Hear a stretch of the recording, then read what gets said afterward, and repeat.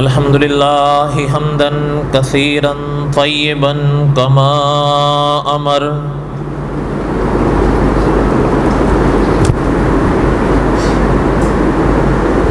وأشهد أن لا إله إلا الله وحده لا شريك له وأشهد أن سيدنا وسندنا ومولانا محمدا عبده ورسوله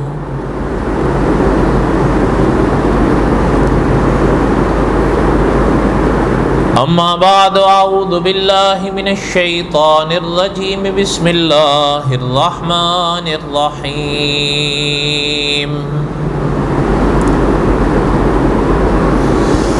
ما كان محمد أبا أحد من رجالكم ولكن رسول الله وخاتم النبيين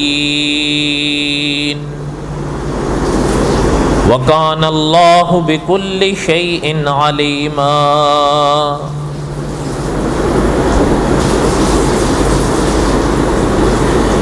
وقال الله تعالى في مقام آخر هو الذي أرسل رسوله بالهدى ودين الحق ليظهره على الدين كله وكفى بالله شهيدا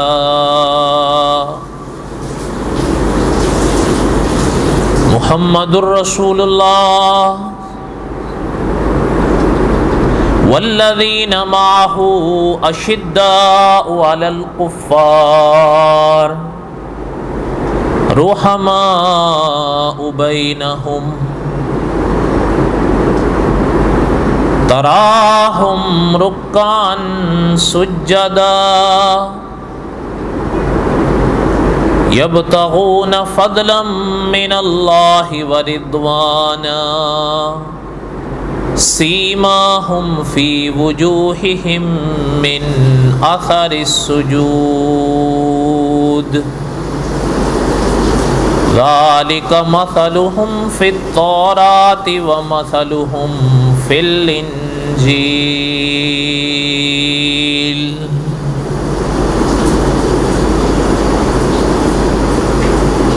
وقال النبي صلى الله عليه وسلم أنا خاتم النبيين لا نبي بعدي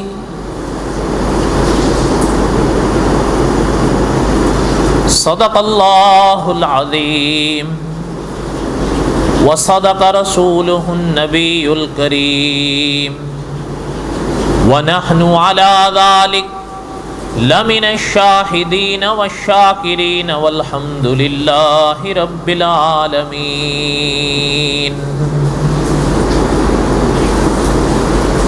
اللهم صل على محمد وعلى آل محمد كما صليت على إبراهيم وعلى آل إبراهيم إنك حميد مجيد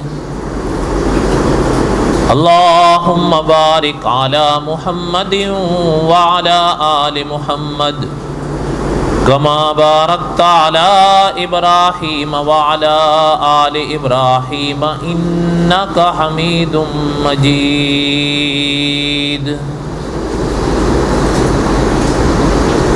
ہمہ قسم کی حمد و ثنا اللہ ذوالجلال والاکرام کی پاک ذات کے لیے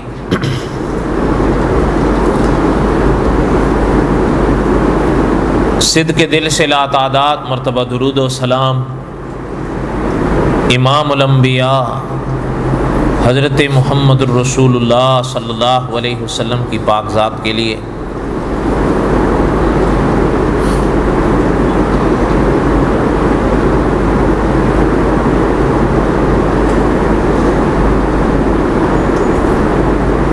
علماء کے حکم کے مطابق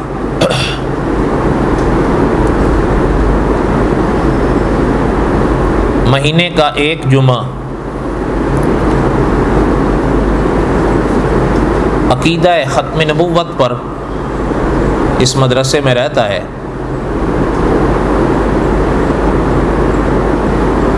اس لیے چونکہ یہ اس مہینے کا آج آخری دن ہے، آخری جمعہ ہے،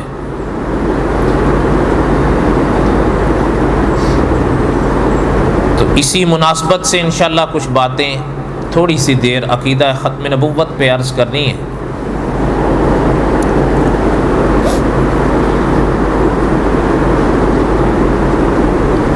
اور یہ اس سلسلے کی چوتھی کڑی ہوگی۔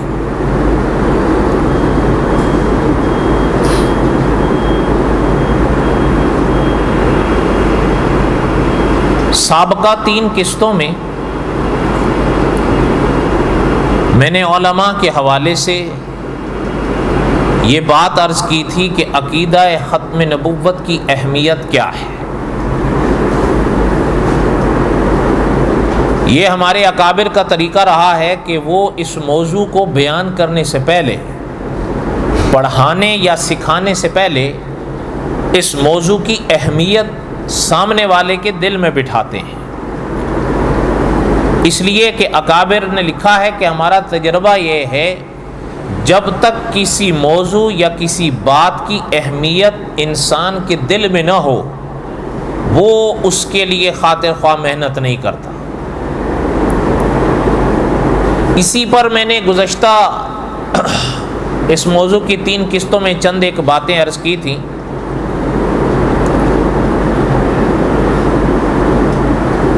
چند ایک باتیں آج بھی میں عرض کرنا چاہتا ہوں۔ مقصد میرا اور آپ کا یہ ہونا چاہیے کہ ہمارا عقیدہ صحیح ہو جائے۔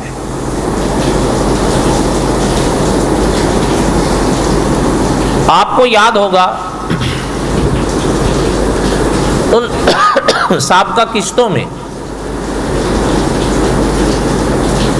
میں نے مولانا منظور احمد چنوٹی رحمۃ اللہ علیہ کی یہ بات بارہا سنائی تھی، جو حضرت نے سبقاً پڑھائی ہے علماء کو بھی، طلباء کو بھی، عوام کو بھی، کہ عقیدہ ختم نبوت یہ دین اسلام کی روح اور جان ہے۔ یہ عقیدہ محفوظ ہے تو دین اسلام سارا محفوظ ہے، اور خدا نہ کرے اگر یہ کہ عقیدہ ختم نبوت محفوظ نہیں تو پھر دین اسلام کی کسی مسئلے کی حفاظت نہیں ہے۔ نیا آنے والا جس مسئلے کو چاہے گا بدل دے، اور نئے ماننے والے اس شخص کے نئے طبقہ وہ بھی پھر جس شے کو وہ کہے گا اس کو مانیں گے، جس کو کہے گا وہ نہیں مانیں گے۔ تو بہرحال اس حوالے سے تو کئی باتیں عرض کی ہیں، چند ایک باتیں اکابر کے حوالے سے اور بھی سن لیں اور دل میں بٹھا لیں۔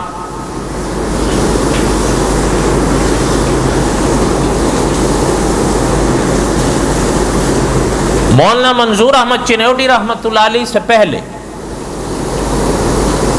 یعنی حضرت کے زمانے میں تو تھے، لیکن دارالعلوم دیوبند سے پڑھ کر فارغ بہت پہلے ہوئے۔ مولانا محمد ادریس کاندلوی رحمۃ اللہ علیہ، انہوں نے عقائد الاسلام میں ایک بات لکھی ہے، اس کو ذہن میں رکھیں۔ حضرت ارشاد فرماتے تھے کہ عقائد یہ دین اسلام کا پہلا اور بنیادی جز ہے۔ اجزاء، جز، بنیاد ہیں یہ عقیدے۔ اس پر پہلے بھی کئی باتیں عرض کر چکا ہوں، آپ سن بھی چکے ہیں، آپ کو یاد بھی ہوں گی۔ حضرت نے لکھا کہ عقیدے یہ دین اسلام کا پہلا جز ہیں، بنیاد ہیں۔ دوسرا جز درمیانی جز احکامات ہیں، حکم، اور تیسرا جز احسان ہے. اور آگے حضرت نے لکھا ہے کہ انسان کے عقیدے ویسے ہونے چاہیے جیسے علماء اہل سنت و جماعت کے رہیں. اس لیے کہ آگے حضرت نے لکھا ہے کہ عقائد اہل سنت و جماعت ایسے ہیں کہ جو دلائل سے، چاہے وہ دلائل کتابی ہوں، عقلی ہوں یا کشفی ہوں، ہر دلیل پر اہل سنت کے عقیدے کھرے اترے ہیں. اور یہ تو بارہا آپ سن ہی چکے ہیں کئی بار علماء سے، اور آپ صلی اللہ علیہ وسلم کے وہ فرامین آپ نے خود بھی پڑھے ہوں گے کہ جن میں آپ صلی اللہ علیہ وسلم نے ناجی گروہ، ناجی جماعت کی نشاندہی بیان فرمائی کہ اس امت میں ناجی جماعت کون سی ہے.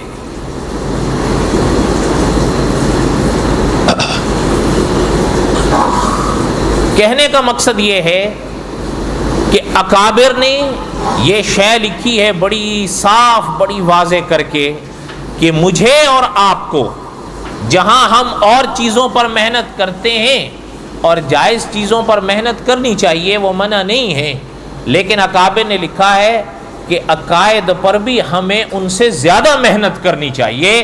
اس لیے کہ اس دنیا میں تو یہ مانا ہوا قاعدہ ہے کہ کوئی شخص روکھی سوکھی کھائے گا، اس کی بھی ایک دن گزر جائے گی، اور کوئی شخص پراٹھے کھا کے گزار دے گا، اس کی بھی ایک نہ ایک دن گزر ہی جائے گی. لیکن وہ جو زندگی ہے جو آگے آنے والی ہے، اللہ ذو الجلال والاکرام نے اس کے ختم کے کوئی کنارے نہیں رکھے. جو شخص جنت میں داخل ہو گیا تو وہ ہمیشہ کے لیے داخل ہوگا، اور خدا نہ کرے کوئی شخص اگر عقیدے کی بربادی لے کر، اور بقول علامہ خالد محمود صاحب کے اگر عقیدے میں نجاست مل گئی تو وہ نجاست لے کر اگر دوزخ میں داخل ہو گیا تو پھر اسے واپس آنا نصیب نہیں ہوگا، پھر وہ عبدالعباد اندر رہے. اور پھر یہ بھی نہیں ہے، خدا نہ کرے اگر یہاں کسی شخص کو تکلیف ہوتی ہے جسمانی، ایک نہ ایک دن ختم ہو جائے گی، اور اس اختتام کا نام ہوتا ہے موت. لیکن وہاں اگر یہ گھر گیا ان مصیبتوں میں، تو مولانا نور الحسن بخاری رحمۃ اللہ علیہ نے لکھا ہے کہ اگر وہاں بھی چین نہیں پایا تو پھر کہاں جائے گا. اور وہاں کی نجات اللہ ذو الجلال والاکرام نے عقیدے پر رکھی. اس لیے اکابر نے فرمایا کہ قاری عبدالحی عابد صاحب رحمۃ اللہ علیہ فرمایا کرتے تھے کہ ہمارے اور آپ کے اعمال میں کمی زیادتی ہو سکتی ہے، ہو جاتی ہے. ہر شخص حضرت جنید بغدادی رحمۃ اللہ علیہ کے معیار پہ نہیں اتر سکتا، مجھ میں اور آپ میں سے. لیکن عقائد ایسی شے ہے کہ قاری عبدالحی عابد صاحب رحمۃ اللہ علیہ فرماتے تھے اس میں جمع اور منفی نہیں ہونی چاہیے. عقیدے بالکل بے غبار رہیں، اور ان عقائد میں عقیدہ ختم نبوت یہ اسلام کی روح اور جان ہے. مولانا ادریس کاندلوی رحمۃ اللہ علیہ کی باتیں سمجھ میں آئی ہیں آپ؟ اب ذرا دوسری بات سنیں. شاید میں نے کسی سابقہ قسط میں عرض کیا تھا کہ ہمارے اکابر نے عقائد پر اتنی محنت کی ہے کہ آج بھی ہر شخص جس نے ان کی محنتوں کو پڑھا ہے یا جانا ہے، اس کے دل سے دعا نکلتی ہے کہ اللہ ذو الجلال والاکرام ان علماء حقہ کی قبروں پر کروڑوں رحمتیں نازل فرمائیں. انہوں نے جو محنتیں کی ہیں وہ کوئی شک نہیں بے مثل و بے مثال اور قابل یادگار محنتیں ہیں.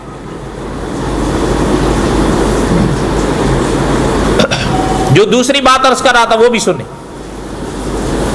مولانا منظور احمد چنوٹی رحمت اللہ علیہ اپنی زندگی میں فرمایا کرتے تھے، حضرت کی غالباً وفات کے بعد ایک کتاب چھپی تھی دفاع ختم نبوت، غالباً اب وہ نایاب ہے، نہیں ملتی. اس میں حضرت کا ایک جملہ چھپلا تھا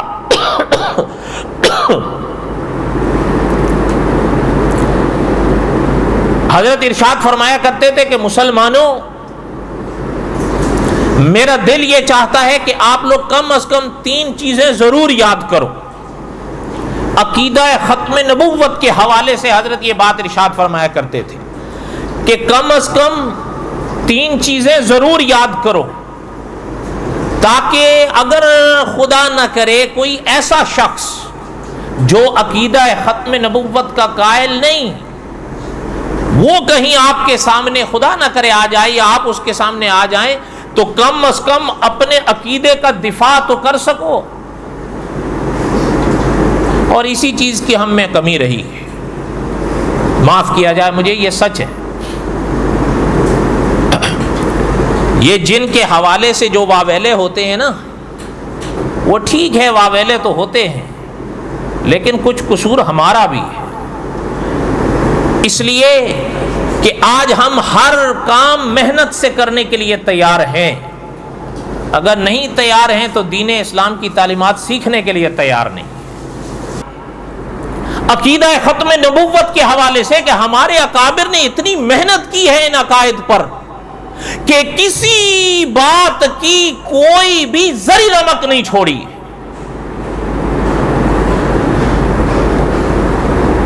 حضرت مولانا منظور احمد چنوٹی رحمۃ اللہ علیہ کی جو بات سنا رہا تھا دفاع ختم نبوت کی، حضرت فرمایا کرتے تھے کہ 3 باتیں یاد کر لو مسلمانوں۔ عقیدہ ختم نبوت کے حوالے سے حضرت فرمایا کرتے تھے، پہلی بات فرمایا جیسے کلمہ یاد کرتے ہو ویسے عقیدہ ختم نبوت کی ایک دلیل ویسی یاد کرو۔ اور عقیدہ ختم نبوت کی دلیل قرآن پاک میں کتنی ہے میں نے کسی قسط میں بتایا تھا، یاد ہے، 1 کم 100، 1 کم ان میں سے 1 یاد کر لو۔ 99 تو نہیں یاد ہوں گی آپ سے، 1 تو ہو ہی جائے گی، 1 یاد کر لو۔ دوسری بات حضرت ارشاد فرمایا کرتے تھے کہ حضرت عیسیٰ علیہ السلام کے بارے میں آقا صلی اللہ علیہ وسلم نے جو ارشاد فرمایا ہے واپس آنے کا، حضور کے ان فرامین میں سے 1 فرمان یاد کرو۔ اس لیے حضرت فرماتے تھے ایک حضرت عیسیٰ بن مریم کے دلائل میں سے 1 دلیل یاد کرو۔ 2 باتیں ہو گئیں۔ اور تیسری چیز حضرت ارشاد فرمایا کرتے تھے مرزا غلام احمد قائدینی کی زندگی کا کوئی 1 جھوٹ یاد کر لو۔ آپ کہیں گے یہ کیا بات ہے، یہ جن حضرات کو اس موضوع سے سابقہ پڑا ہے وہ جانتے ہیں، یہ بڑی ایک عجیب بات ہوتی ہے۔ ایک آخری بات آپ کو سنا کے بس کرتا ہوں، یہ آخری جملہ تاکہ آپ سمجھ جائیں۔ عرصے کی بات ہے، مولانا امین اکاڑوی ہوا کرتے تھے، اکاڑے میں رحمت اللہ علیہ، فوت ہو گئے، وہ مدت ہو گئی۔ وہ شاید میں نے پچھلے دنوں بھی کہیں عرض کیا ہے، تاجک ہے نا، تاجک کہاں ہے؟ تاجک تاجک میں مولانا عبد الحنان صاحب ہوئے ہیں رحمۃ اللہ علیہ، فوت ہو گئے، وہ بھی زمانے گزر گئے۔ مولانا عبد الحنان صاحب رحمۃ اللہ علیہ یہ جنت البقیع میں دفن ہے، ہاں یہ جنت البقیع میں۔ یہ مولانا محمد امین اکاڑوی رحمۃ اللہ علیہ یہ مولانا عبد الحنان صاحب کے ہی شاگرد تھے۔ کہاں تاجک، کہاں اکاڑا اور کہاں جنت البقیع، اللہ کی مرضیاں ہیں، اللہ کی شان۔ مولانا محمد امین اکاڑوی رحمۃ اللہ علیہ فرماتے تھے ایک دفعہ ہوا کیا کہ حضرت ایک جگہ گئے اسکول میں پڑھانے کے لیے، حضرت پڑھایا کرتے تھے اسکول میں، تو وہاں کوئی صاحب حضرت سے ملنے آئے، 2 وہ مل کر بات کر کے چلے گئے، حضرت اس وقت وہاں تھے نہیں، تو دوسرے صاحب سے انہوں نے پوچھا کہ جی یہاں کوئی مولانا امین اکاڑوی صاحب ہوتے ہیں؟ انہوں نے کہا جی ہوتے ہیں لیکن اس وقت تو نہیں ہے، کہ چلیں پھر ہم کل آئیں گے۔ تو وہ صاحب ان سے کہنے لگے کہ جی آپ اپنا نام بتا جائیے، وہ کہنے لگے فائدہ نہیں ہے مولانا، ہمیں نہیں جانتے، ہم کل پھر حاضر ہو جائیں گے۔ قصہ مختصر یہ کہ دوسرے روز وہ آ گئے، تو مولانا محمد امین اکاڑوی رحمۃ اللہ علیہ وہاں بیٹھے ہوئے تھے، ان سے بات کیے تو حضرت نے فرمایا خیر تو ہے، کیا بات ہے ذرا سنیے۔ مولانا منظور احمد چنوٹی رحمۃ اللہ علیہ کے ان 3 جملوں کی اہمیت کو سمجھا رہا ہوں۔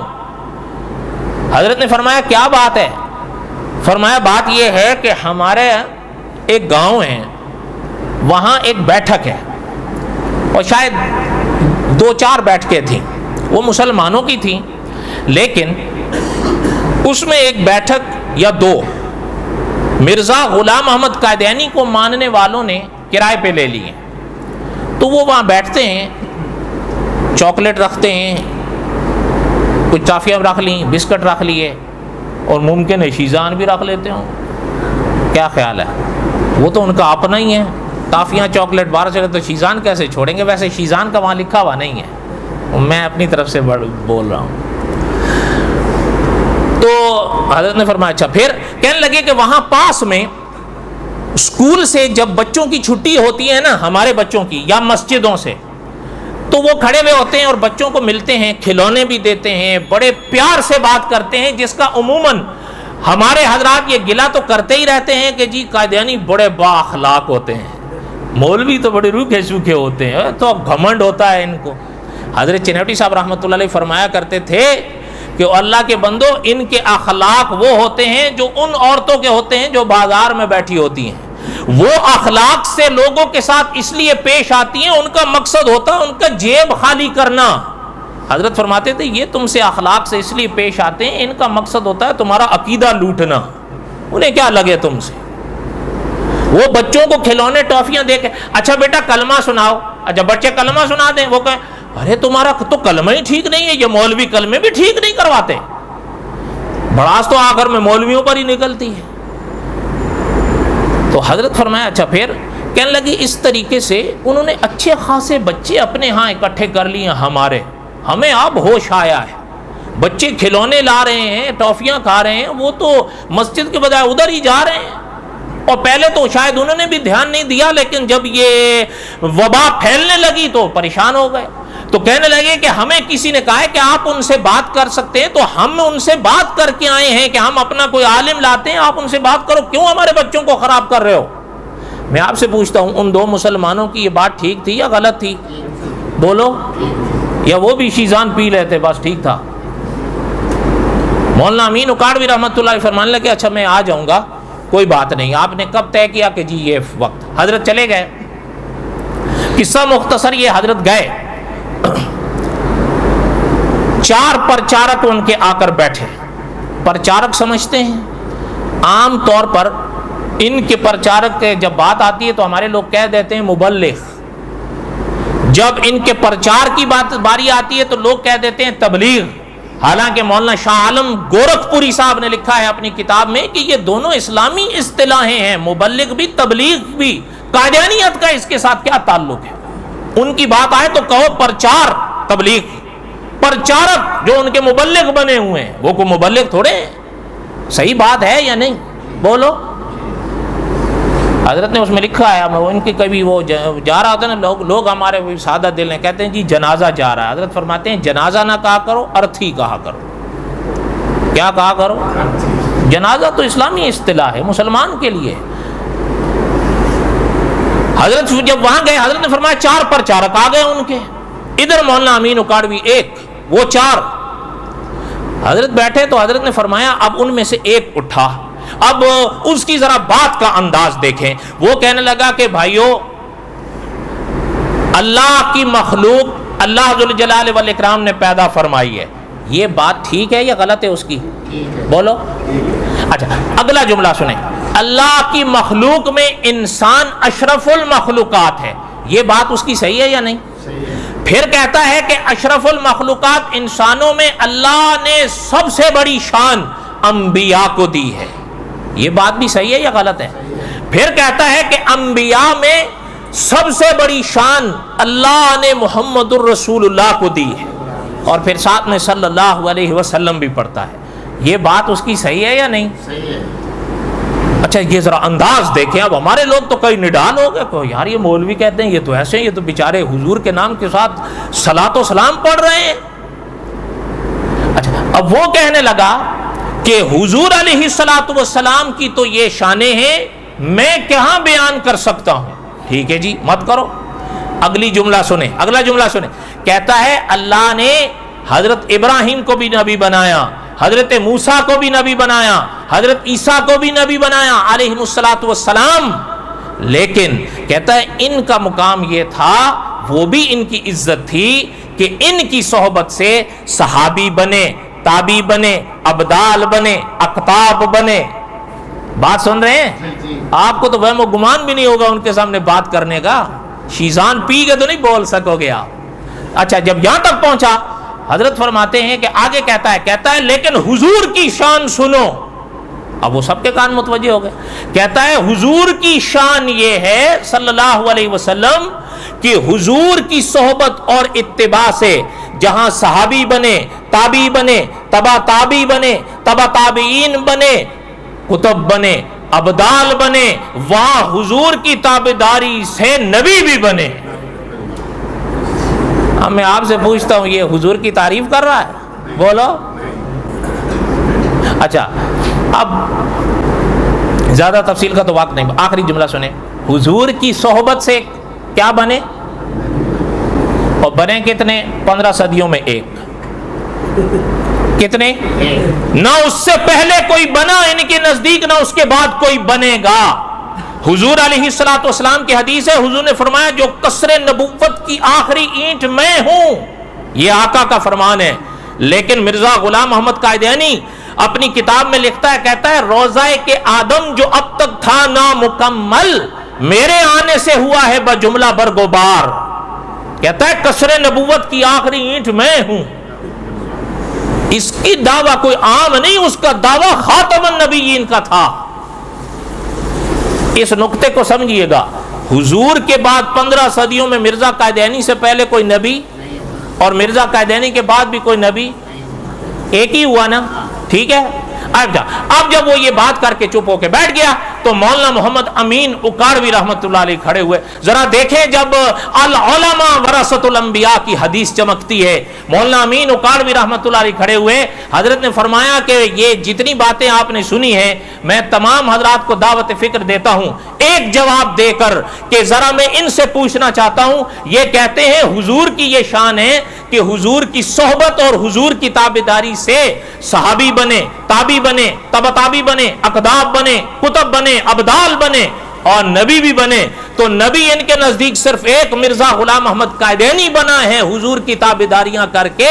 اتنی محنت کر گیا کہ تابعداری میں اتنی محنت کر گیا کہ نبی بن گیا. مولانا امین اکاڑوی رحمت اللہ علیہ فرماتے ہیں میں ان سے اسی مرحلے پر پہنچنا چاہتا ہوں کہ وہ کون سی تابعداری مرزا غلام محمد قائدینی کر گیا تھا جو ابو بکر صدیق نہ کر سکے تھے. نہیں سمجھ آئی بات؟ نہیں سمجھ آئی؟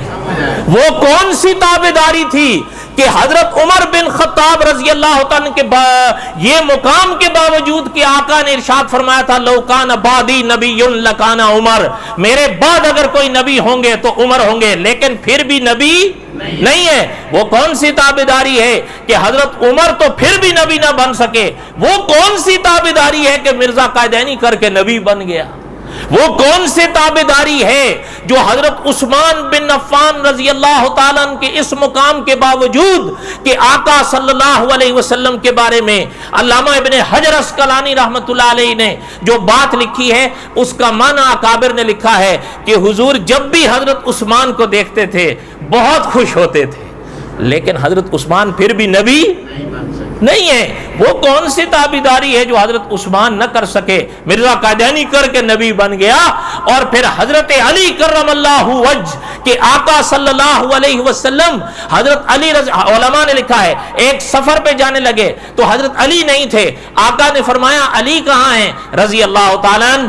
آقا نے ساتھ ہی فرمایا، علماء نے لکھا ہے حضور نے فرمایا میرے علی کو بلاؤ، میرا دل کرتا ہے میں علی کو دیکھ کے سفر پہ جاؤں. لیکن وہ کون سی تابعداری ہے جو حضرت علی بھی نہ کر سکے، اس لیے کہ حضرت علی بھی نبی؟ وہ کون سی تابعداری تھی جو مرزا غلام محمد قائدینی کر گیا؟ یہ مولانا امین اکاڑوی رحمت اللہ علیہ کا سوال بجا تھا یا نہیں؟ اور اسی سوال کے اندر ہی جواب تھا. صحیح بات ہے یا نہیں؟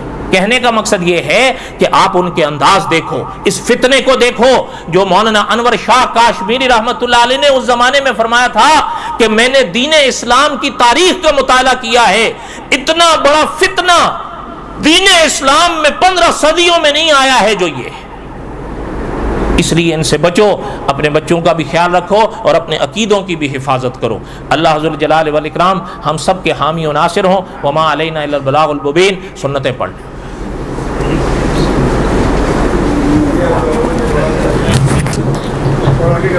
آگے آ جائیں بھائی.